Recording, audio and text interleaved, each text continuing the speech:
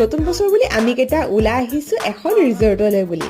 ৰিজৰ্টখন আছে গুৱাহাটী নাৰেংগীৰ পৰা মাত্ৰ 31 কিলোমিটাৰ ভিতৰত পবিতৰা যোৱা ৰাস্তাটো চনকা পিকনিক স্পটত পাব হিলমাইনা বেম্বো ৰিজৰ্ট।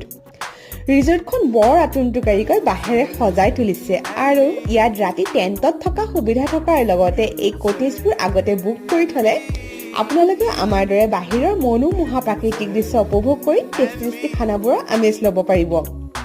ৰিজৰ্টখনৰ সন্মুখৰ ভাগৰ বালিচৰখিনিয়ে হৈছে হিলমাইনা বীচ। ইয়াৰ নেচাৰেল ভিউটো পিকনিকৰ বাবে খুব ধুনীয়া। লগতে শিশুসকলৰ আমোদজনক কিছুমান খেলা সামগ্ৰীও ইয়াত বনাই থোৱা আছে। আমি ইয়াত অৰ্ডাৰ দিছিলোঁ বাফেট ডিছ। তাৰ বাবে এই কুপনখন ইউজ কৰি আনলিমিটেড ভেৰাইটি খানা খাই অলপ টাইম ৰিজৰ্টখনত স্পেণ্ড কৰি ঘৰমুৱা হ'লোঁ।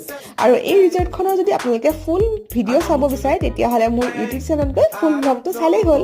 আজিলৈ বাই বাই।